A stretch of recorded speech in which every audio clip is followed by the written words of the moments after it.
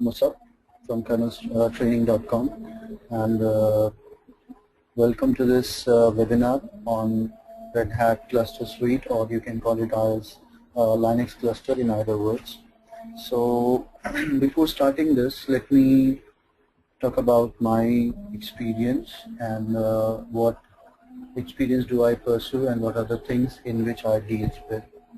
So speaking about myself, I'm having almost 7 years of experience, close to 7 years, and in this 7 years I've been dealing with UNIX technologies, various UNIX flavors, like I've been working on Linux for definite sure, and I was also working on AIX. So my main potential is UNIX AIX, and then Linux probably on Red Hat. So not only in UNIX, but I do also have experience a bit on the virtualization platform, where I know AIX virtualization as well as VMware virtualization, AIX clustering, Linux clustering, and a bit of Windows and Windows clustering as well. So in this past 7 years, I've been dealing with these things. I've been working for a few of the companies, and past 3.5 to 4 years I've been related to Kernel Trainings and kernelsphere.com, where we deal into two divisions. One is training, what you are seeing on the screen right now, and for the other we have a solution wing, where we support various companies in our solution, like we have Dr. Reddy's Lab, Petro Pharmaceutical, MSN, Granules India. We have few international clients like LQB Bank and Kabul Bank, for which I've been visited to Dubai as well as Tripoli 1 or 2 times for the projects and all. And apart from this, yes, I have written 2 books, one on AIX and the other on Linux, which has again been adopted by Kernel Training as their material and as their what I can say training manuals, or you can say lab guidance or anything. So this is what I've been doing in a small span of my experience. And while coming to training, I have taken more than 200 batches, where it includes online, it includes corporate, it includes offline in-house batches also. So this is about my small history, that what I've been doing these years and what is my potential area. Now let's try to come back to the topic, what we are here for, to know Linux cluster, or especially Red Hat Cluster Suite, that what is that and how we are going to deal with that. So talking about these things, let's first start like this, that why should I be going for this Red Hat cluster or any kind of cluster? What is the need of this clustering or high availability concept? To know that, I'll take you to the other end over here, where we will try to talk about few things. Traditionally, assume that we don't have any clustering environment, especially in 70s or early 80s. Assume that I'm having one machine. This one machine, let's say it is having one power supply, it is having one hard disk, it is having one RAM, it is having one CPU, and also it may be having one Ethernet adapter connected to my machine. Now on the top of this setup, if I tries to go for my main application or my production application, now is it going to be very safe, or is it going to be a redundant environment where I can make sure that my application would be running at any point of time? I think no. The problem arises over here is, if my power supply fails, then the entire application will be going down, because everything will be going down. Assume that my power supply is okay, hard disk is down. Now if hard disk is down, OS is down, application is down, production is down. Assume both are okay, RAM crashes, again system will be down. Assume all three are okay, CPU crashes, entire thing will be again crashing out. Assume entire thing is okay. CPU is okay, RAM is okay, hard disk is okay, power supply is okay, but my network fails out. So again, there is a problem arises over here that my system will be going down. So in this entire concept, you can check it out that there is something called SPOF, that stands for single point of failure.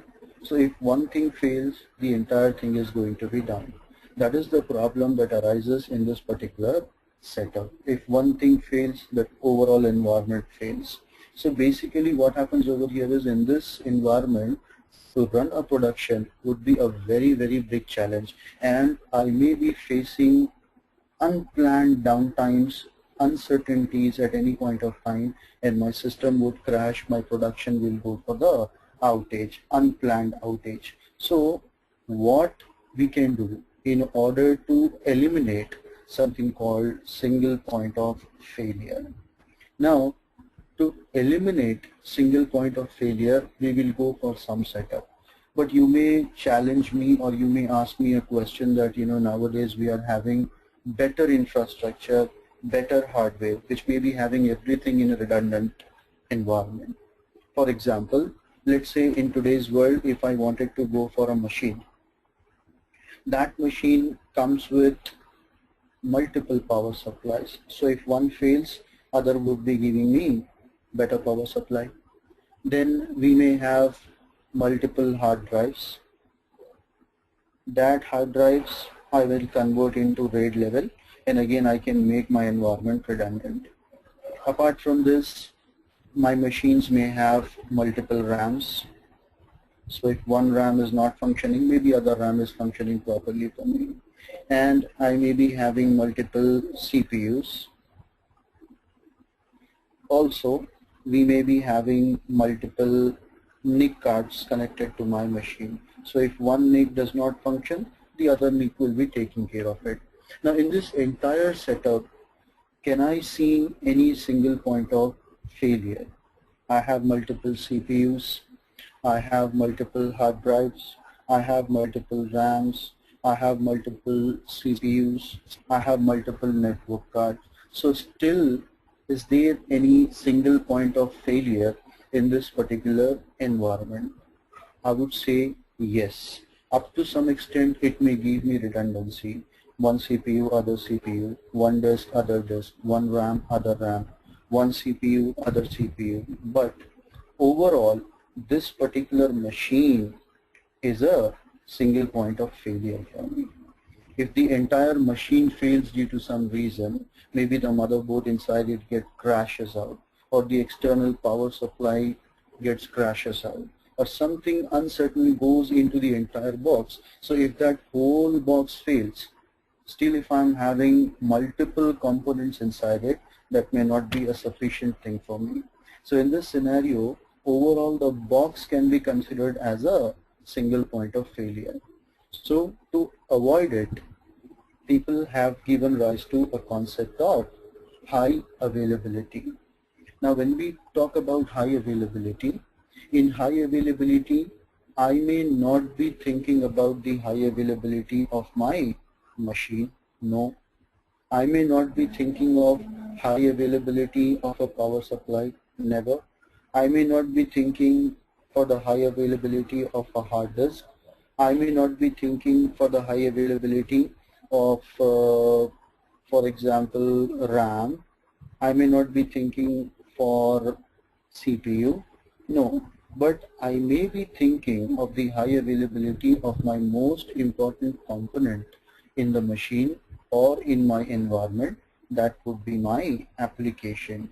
Whether the system performs or not, whether the system will be alive or not, I don't want any downtime in my application, because application is something that would be giving me customers, that would be giving money to my business. So in this scenario, I want my application to be highly available even if one particular machine fails out. So in this scenario, the main concept of high availability is to keep application highly available, and that too in a redundant environment where I will be having everything in 2 format. Probably I would take multiple power supply, multiple hard disk, multiple RAMs, multiple CPU, multiple NIC, and importantly we will take multiple systems also. So here I will not be dedicated only on one particular machine. So what I'll do, I'll take multiple machines with multiple power supply maybe, and I may be going for hard disk here also, identical or different setup, it might be anything. I'll be going for a RAM, I would be going for a CPU, and I would be going for a network card, whatever it might be. Now I'll make them together inside a cluster. So in this cluster, what we are going to achieve? We are going to achieve high availability of your application. In any scenario, if my system goes failed out, let's say this particular machine goes out due to any reason, maybe RAM failure, CPU failure, power supply failure, or OS failure, then my application will be migrating on to the other box and it will get activated on the other box. Definitely there is a small downtime involved over here to migrate your application from one end to other end, but at least within a very short period of time my application will be again back into the picture and my customer would be connected to it and they would be able to continue with their work without having any issues. Just a small downtime is involved, maybe 2 minutes or 1 minute, whatever it might be. So in that scenario, what happens, my application will migrate to the other end, it will continue running, and my production will be back into 2 to 3 minutes. And even if you don't want that, then there is again a different setup called concurrent clusters or parallel clusters, where application will be active on both the machines at a time. So even if one node fails, the other machine will take charge. So that is something, fault tolerance. But here we are talking about a failing over kind of concept, where if one particular machine fails, the application will move down to the other node and it will be continue working as usual with a very, very minimal or minimum downtime, I can say. So once this is done, my application is up and running and my system and my production will be continue working as usual. Now, how to attend or how to attain this kind of high availability concept? To attain this kind of high availability concept, you have many products available in the market. Let's try to talk about them. So if we talk about that, what are HA products available in the market as of now. So if we talk about vendor based, we are having many kind of applications which is available. Like if I go for IBM AIX, I have an application called HACNP, or nowadays we call it as Power HA.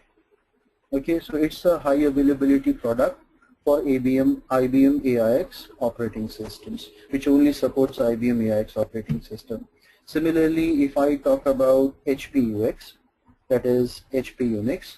So for HP, you have something called Service Guard,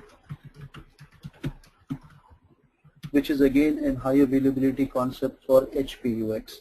Similarly, if we talk about Solaris, for Solaris, you have Sun in earlier time, but now we call it as Oracle cluster. So these are something which works on vendor product. Similarly, when it comes to Linux also, in Linux we have a Red Hat cluster suite for Red Hat, which have something important inside it, which we discuss in a short while. Then similarly for SUSE Linux, you have SUSE cluster. Similarly, different Linux version has its own.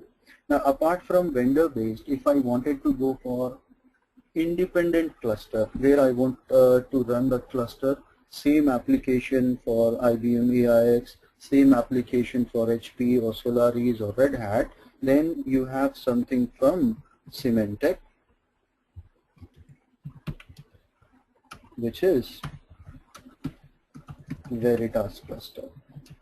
So Veritas cluster is something which you are able to run on any of the above products, whatever we have talked about it, on IBM AIX operating system, HP operating system, Solaris operating system, Red Hat operating system, or SUSE operating system. But whatever we have talked, either for HACMP, Service Guard, or Oracle cluster, or Veritas cluster, or SUSE cluster, these are all paid kind of things that you have to purchase and you have to deploy in your environment.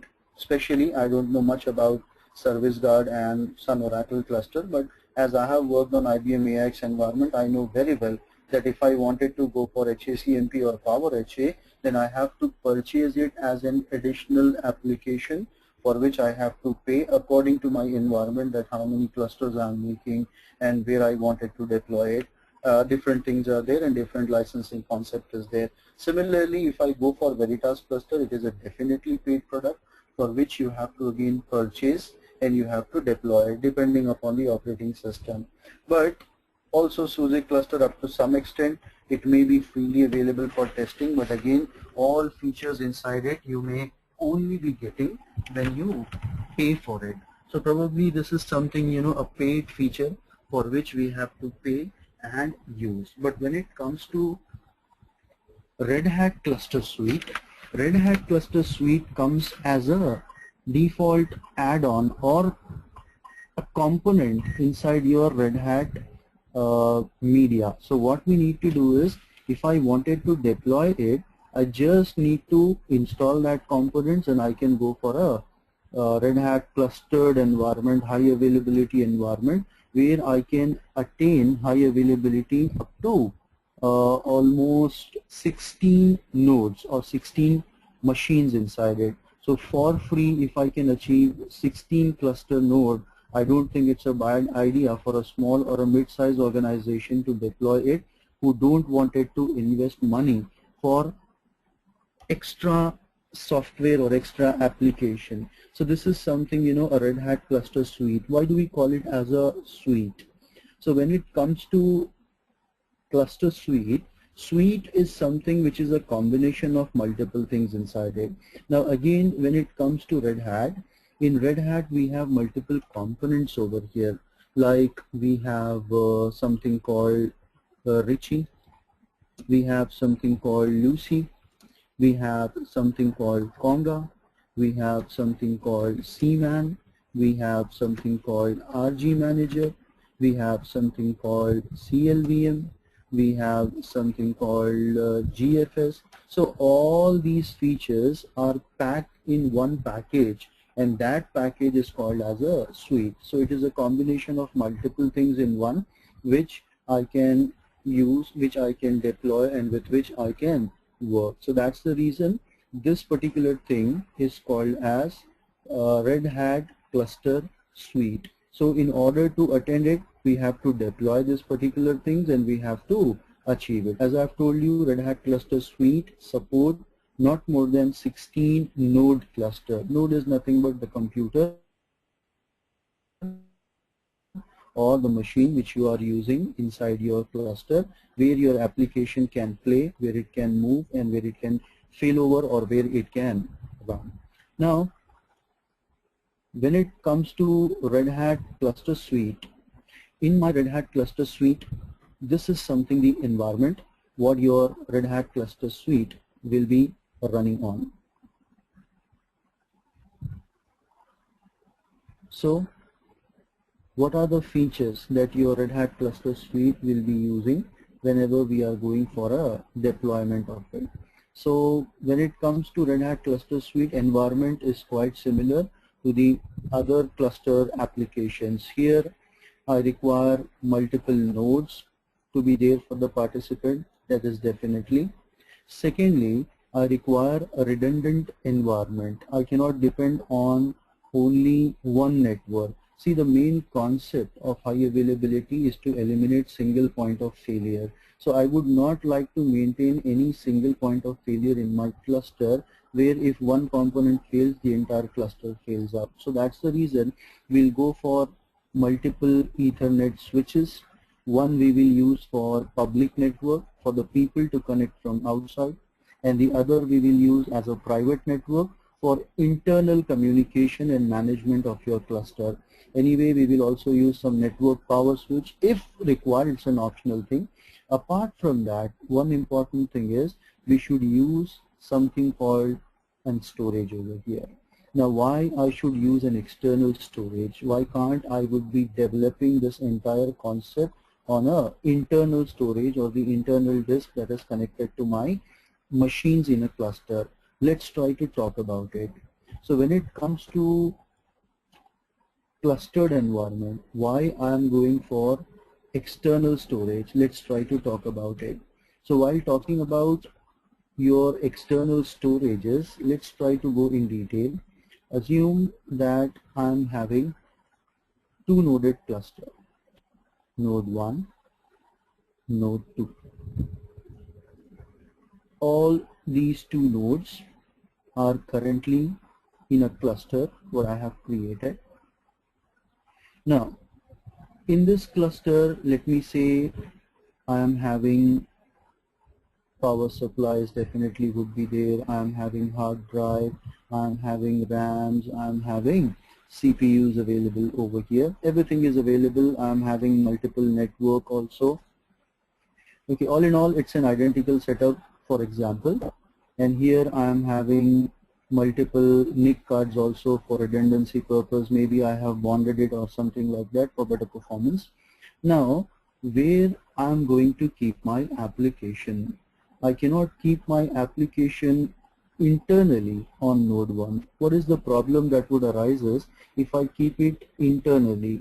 See, what happens over here is if I keep my application data on node 1 only, in case an event occurs and this particular machine fails out, then where is my data?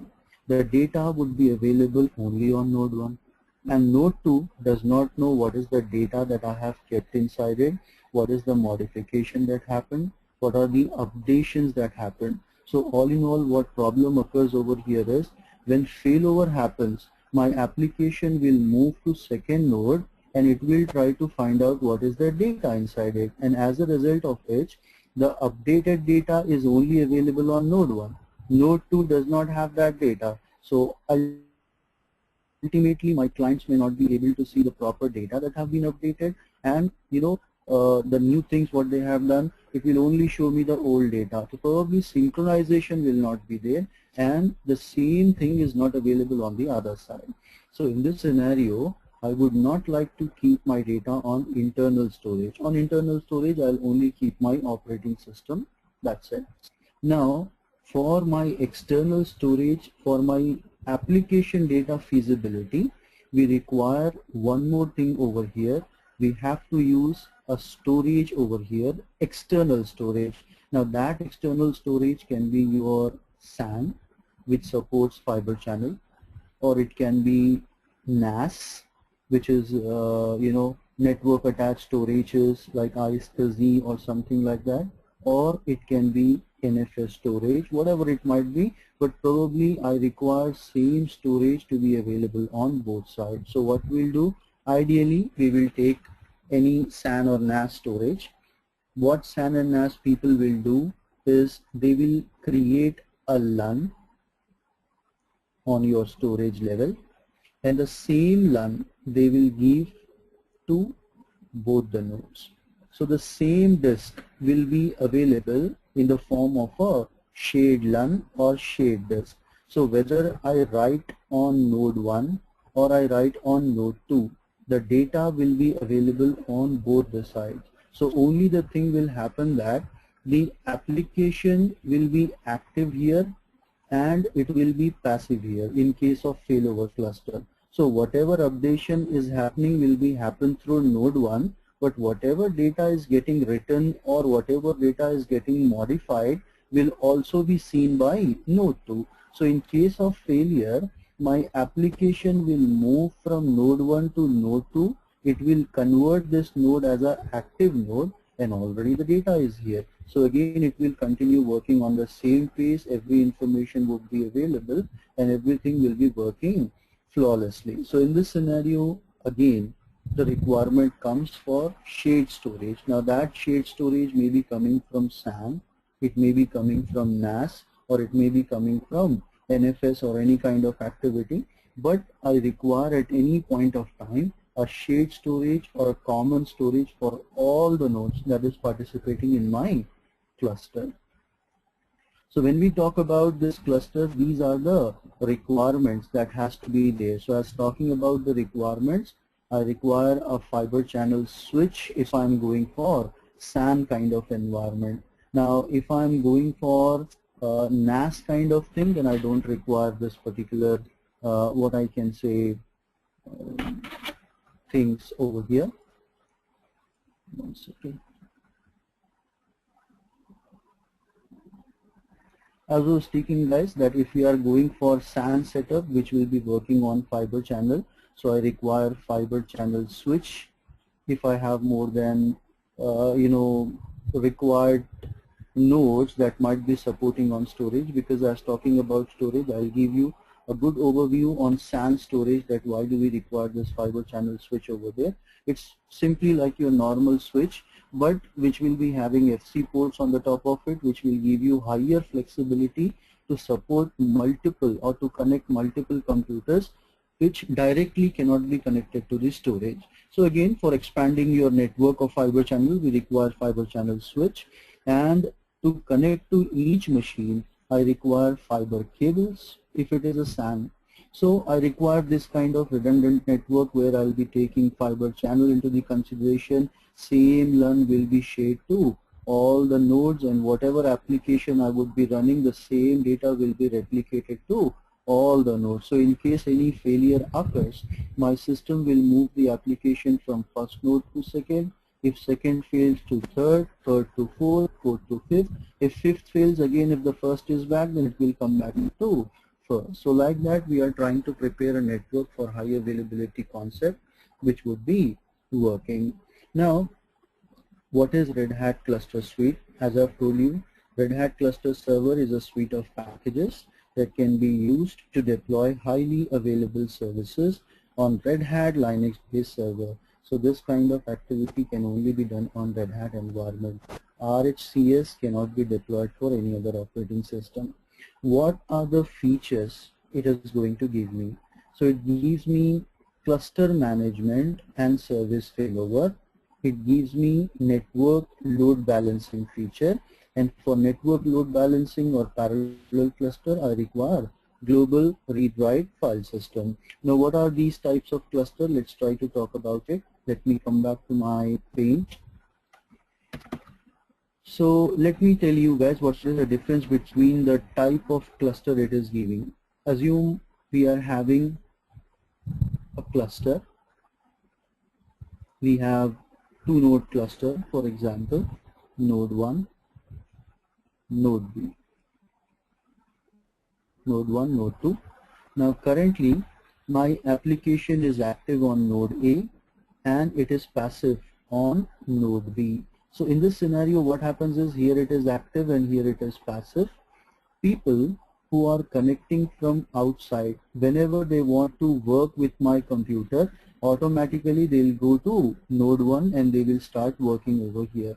If something goes wrong, my application will move from node A to node B. Now this kind of setup is called as failover management or failover setup or failover cluster. So in this scenario, what happens? My application will be failing over from one node to the other and other to the next. So failing over will occur at any point of time. Only on one machine my application will be active. Other all will be working as a passive or standby. This kind of feature is also available for your Red Hat Cluster Suite, what we are going to learn. Apart from this, we have another setup. Now in this setup, what happens over here is, your application, assume that you might have work with Facebook, you might have seen YouTube, you might have seen what I can say Twitter or something.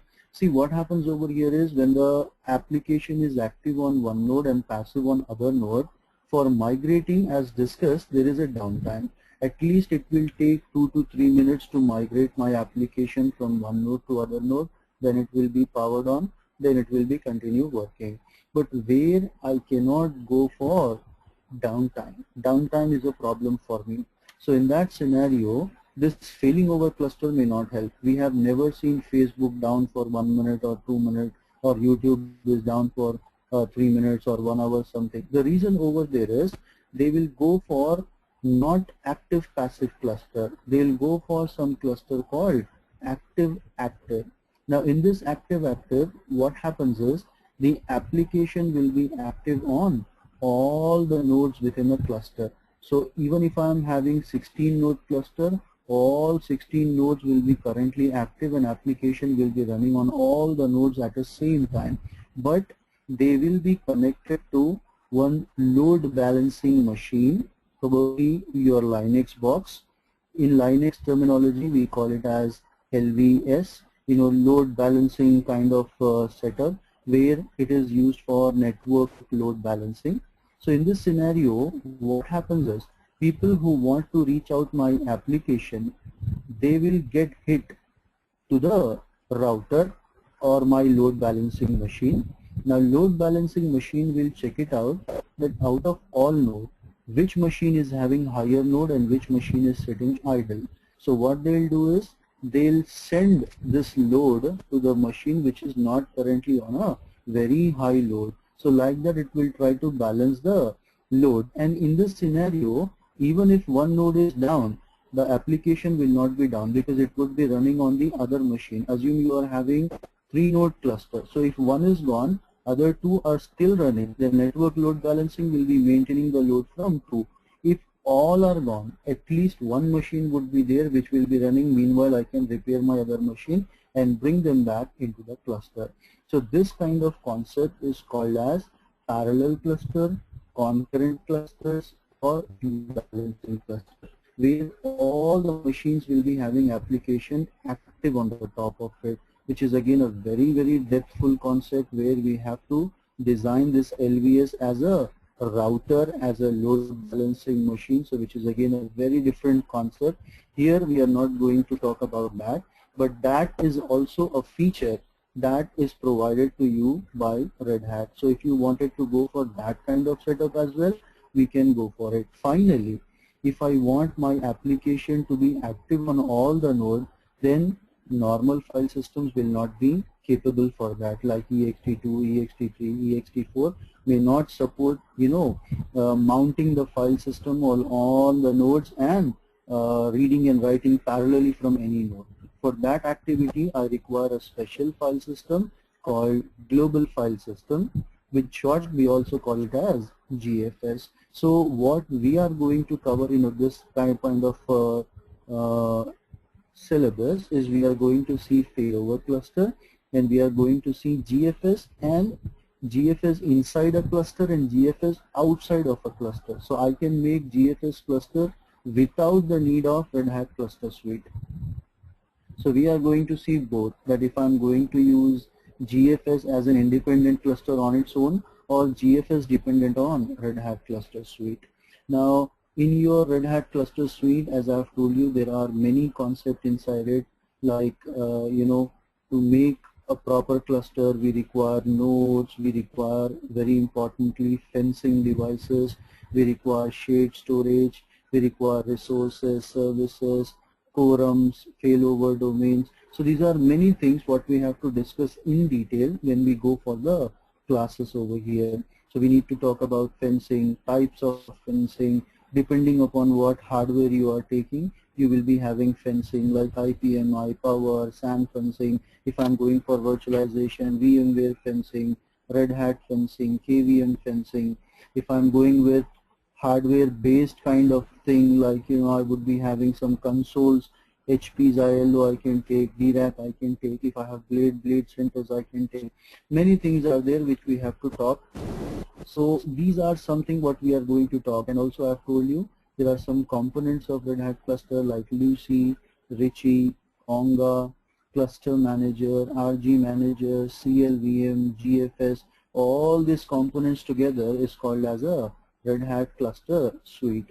So again, that's the thing that would be coming and which we have to talk about it. And also what we have done in this particular portal is, if to make this syllabus, to make this particular setup cost effective and economic, what we did is we are not going to use any external storage like SAN or any NAS, so that that may make the cost of the course very high. To lower that cost, we have included one small concept inside it, where we are going to teach you how to make an iSCSI server on Linux and how to add clients to it and how to make a shared storage using iSCSI server. So what we are going to learn over here is, we'll take one Linux box and we'll convert that box into iSCSI server, and we'll make a shared LAN. We'll assign it to 2 clients, and we'll see that how it is going to map to the client, how it is going to work, and how I'm going to have that same stuff available on multiple machines. Apart from that, there are few types of clusters which we are going to see, especially types in the sense what application we are going to put on the cluster. So we are going to talk about HTTP cluster, or you can call it as web cluster. We are going to put NFS into the cluster. We are going to put Samba into the cluster. We are going to put MySQL into the cluster, and also we'll discuss that if I want to put Oracle 11G or 12C, whatever it might be, on Red Hat cluster suite, what are the steps we have to take or what we have to do. Probably guys, if you are aware of it, Oracle has its own cluster for its application like database, and that Oracle cluster is called as RAC, or I can call it as Real Application Cluster. So RAC is a dedicated cluster on application base. So it is totally a kind of cluster used for maintaining a clustered environment or high availability environment for Oracle database. So usually what happens is the one who is having Oracle kind of environment, 11G, 12C databases, they would prefer to go with their own application for clustering RAC. But still, if you wanted to put it on Red Hat cluster suite, we have some documents which we can see, and we can find out that how I'm going to put Oracle on the Red Hat cluster kind of environment. So probably this is a very short course of 5 to 6 days or 7 days maximum, and here we are going to learn about these details, that whatever we have discussed. We are going to initially start with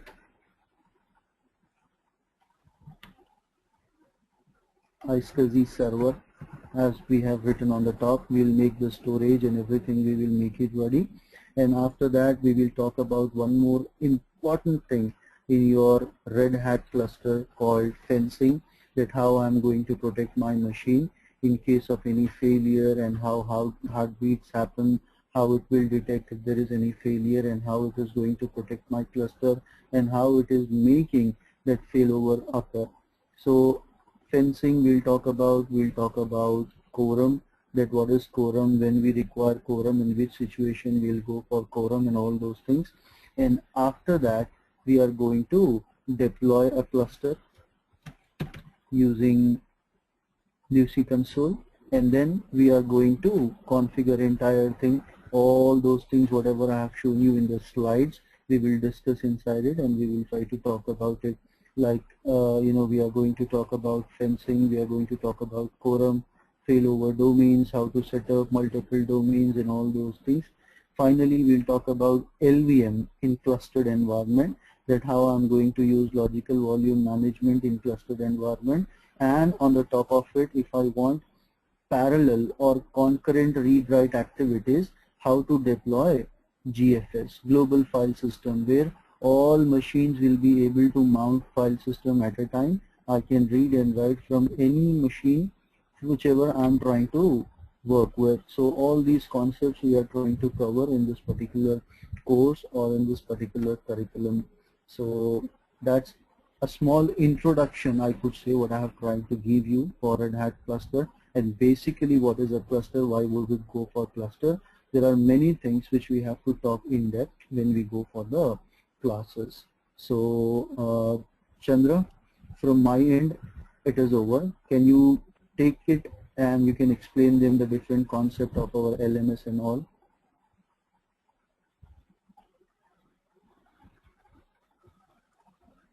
Chandra?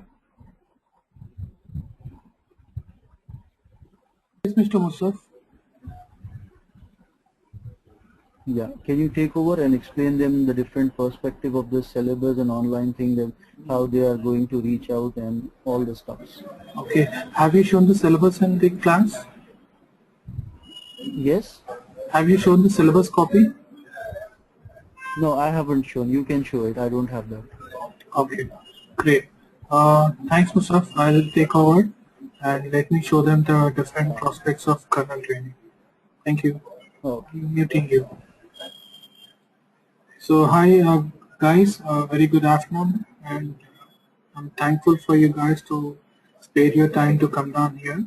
Anyway, I'll just show the other benefits of kernel training. Okay, I hope students can able to see my screen here. Okay, so this is a website where we have launched for our online training. Basically telling about kernel sphere, it is there from last 5 years, and we are doing rigorous trainings through offline, and we are into corporate training from last couple of years, and we are into sales support, and we mainly deal with all the technologies built on IBM technologies, SAN, EMC storage, and we are also concentrating on to the different parts of the training. So this is our main website where you'll get across all the detailed information about our company. So now we are running out with the different courses which we have listed out here, and people wanted to see all the courses will also can come down here and have a glance on it, where what all courses we can provide it. So now we are into the part of Linux cluster. So this is the Linux cluster course where we have built in the things, and we have our course curriculum which is kept on here, which tells about what is the module covered in this complete course. So it is given like we'll start with the data cluster introduction, cluster interface, and module 3 with the other parts, cluster administration tools, cluster components. So these are all the different modules we'll be covering across in this complete scenario. And this is one of the specialized training, like people should have a little bit of prerequisite in their knowledge. Like if they have the core Linux concepts, then that would be benefited for the participant to come into this part. And little added with Linux administration skills also will be adding more importance onto this training. So people, what we are giving you is like we are giving you a recorded session of the prerequisite of core Linux, which is of 8-hour session. So people who got registered with this training, we'll be giving them free of cost, and they'll be hearing these classes and they'll be having an idea before entering into the class. This is one part, and the second part of our thing is we are we are here where we are wanted to give you an LMS facility. So people who have registered with us, they'll be also getting an LMS facility. So what is this LMS facility? It's nothing but learning management solution. So in this solution now, all the classes which are going ahead here of your particular session will be recorded and will be given back to you to you in the LMS. It's nothing but if you are not attentive in the class, or if you have failed to understand something, concept or whatever is there, those all classes will be recorded in the live session and will be given back to you after the class has been done. So for this, now people have to get enrolled to get that LMS facility.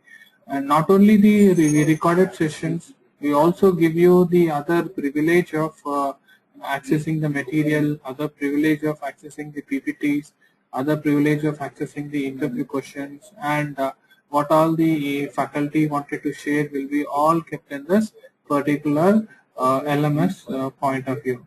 So how an LMS looks like, actually I just wanted to show you now. So let us take an example, like we have a demo ID which starts with the name, and we'll be giving them a password, and people get login into that particular email ID or particular account.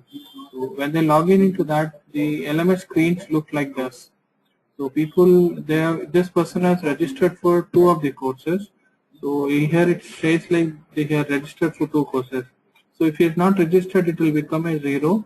And if he registered, then he would be getting this icon called continuous course, continuous course. So the other courses is not, we don't have the continuous course. It's nothing but this person has registered for 2 of the courses. So let's run into an example like how we can able to see in the VMware course. So people have to click this, then they'll be entering into the platform of the LMS. So this would be the sessions what would be covered, and in this session now they would be having the recorded session which the faculty had taken it. When they play, they can play for lifetime or whatever is there. So this will not be there for a couple of time, but we give you for lifetime where you can see these classes. So apart from that, the same PPT which is used and different material will be added later on, and the same way the recorded for the second class, third class, fourth class, fifth class. It goes on, actually it goes on. How many classes do you have? Those all classes will be kept down here and will be given back to you. And this will be a benefit for you where you can get back to the classes or get back to the recordings whatever you have not understand before. So this will be one of the main advantage of getting into the registration part. And this is one of the benefit. And the second benefit is we are the first and foremost people who wanted to give you the practicals. How this is possible? Fine. This is an administration training, I understand. So this administration training, like whatever infrastructure do you have, like laptop or the other thing, like when you install something, like it will not be properly working because of some resources which is not available with you. You need to have a high performance of servers. You need to have a high performance of RAM, where you cannot able to implement particularly like this should be done. So in considering this, we kernel training have got into an idea why we should not give you a student with a real-time exposure. So what is this real-time exposure is? We have set up our own data center. It's look like a replica of an organization. Okay, so whatever organization has the same replica of the data center we have. So in this data center we have all the inbuilt servers like IBM AX5, AX6 and EXXi servers, and we have Linux servers, we have Windows servers, we have VPN server, we have a firewall, we have Cisco layers. So all these things which a company really use in a real time. So this accessing or practicing your Linux cluster into our data center would be given a privilege to you. So we will give you 30 days of free access where you can log in into my real-time data servers or data center, and then you can do a practice from your home or whatever place you are in from. So no need of travel and no need of having any things, like you can sit in your home, you can log in our data center through a VPN connection, and then you can go ahead with doing the practice. So this will merge you like, yeah, this I am doing my practicals on a real-time machine then that will also help you when in terms of interviews. When you go for interview, yes, they'll ask you a question, did you work on a real-time server? Then you can say, yes, I have worked on it. So this was a procedure and this is the time taken for this. This is the part where we have done it. And we'll also be uploading the data center video in short time. You can also go through that and you can also get the access of the VPN connection by registering or enrolling yourself into our kernel training. And by this, I just wanted to ask, like, if any candidate is having any doubt, you can just raise your hand. Now, faculty is also available. You can speak to the faculty with any kind of doubts you have or any kind of things you have. Okay. So, guys, please put something in your chat window. Like, are you following us, or do you have any queries in this, guys? Mr. Bharat, Mr. Dinesh, Mr. Kumar, Mr. Romar, Mr. Shaktiwal, Mr. Naveen, Mr. Shekhar, and others, please, if you have any queries, you can raise your queries right now, because this is an interaction which we wanted to provide in between the faculty and you, where if you have any kind of doubts or something like that, you can just come back.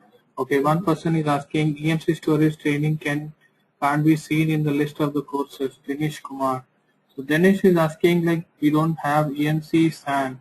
Yes, EMC SAN is one of the training which we are doing it, and we have not listed in the website because we have not done with the content writing and all these things, and it will take some 5 to 10 days of time. But if you are really interested to do that, we would be framing a batch in next couple of days. Maybe in 1 week we are planning to start a batch on that. So I'll pass you the information in regards to that, Mr. Dinesh. So, and any other guys, you have any queries, you can just talk to us.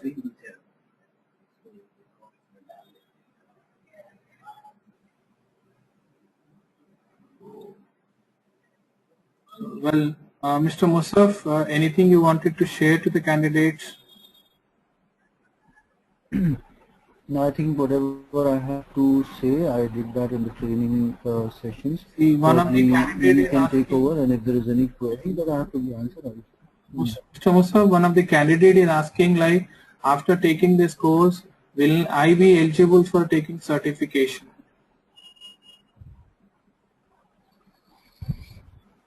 See, as far as certification is concerned, certification, you can do it anyway, but whenever it comes to certification, what Red Hat people will do is, specially authorized centers, they will not give you certification access until you go for authorized training or something, and which is quite very expensive, almost 50,000 rupees or 60,000 rupees nearly about. They have raised that fees and all.